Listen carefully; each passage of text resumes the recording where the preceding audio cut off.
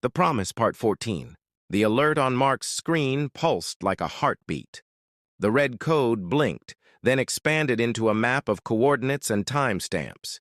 He read it with the slow, careful calm of a man trained to notice the little things others miss.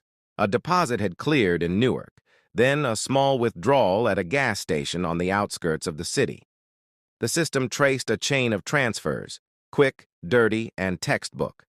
Money passed from hand to hand, then funneled into a single account controlled by a name already flagged on an international ledger. The trace stitched those transactions to a route between Spain and Mexico, a thin black line that led to a bigger net. He tapped the secure line. The number answered on the second ring. Commissioner Ruiz's voice came through, steady and clipped with authority. "Mark Davis," the commissioner said before Mark could speak. There was no question in his tone, only the professional gravity of a man who recognized work when he heard it. Mark handed over the facts with the same economy. The envelope had been taken, a deposit hit an account in Newark, partial spend at gas station 44B, coordinates logged and tied to an overseas transfer pattern. The software had done what Mark intended. The money carried a hidden signature that lit every node it touched. There was a pause. Then the commissioner exhaled, the sound threaded with relief and respect. "That line, you just gave us the hook we needed," he said. "We've traced the account back to handlers connected to the Mexico-Spain trafficking ring. Units are moving right now." Mark watched the feed as the green on his screen flicked from trace to track.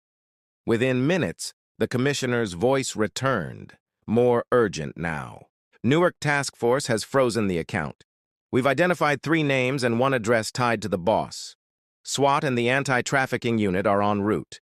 Arrest teams will move on the boss's compounds in Madrid and a drop point outside Valencia. The men who took the cash? Apprehended at the gas station. We've got them in custody. On Mark's screen, the timestamps aligned. Deposit at 10:22, withdrawal at 10:36, arrest logged at 11:05. Each click of the mouse matched a step police had already made. It was surgical, clean, and fast, the exact kind of efficiency the commissioner trusted Mark to create. "You did this quietly," the commissioner added, his voice softer. "You saved us months of chase work.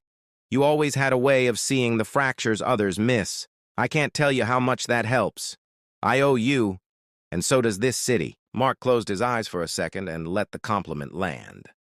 Mark Davis knew now, as Chris had been, the man who'd once pulled strings to get the commissioner placed where he could do the most good. The respect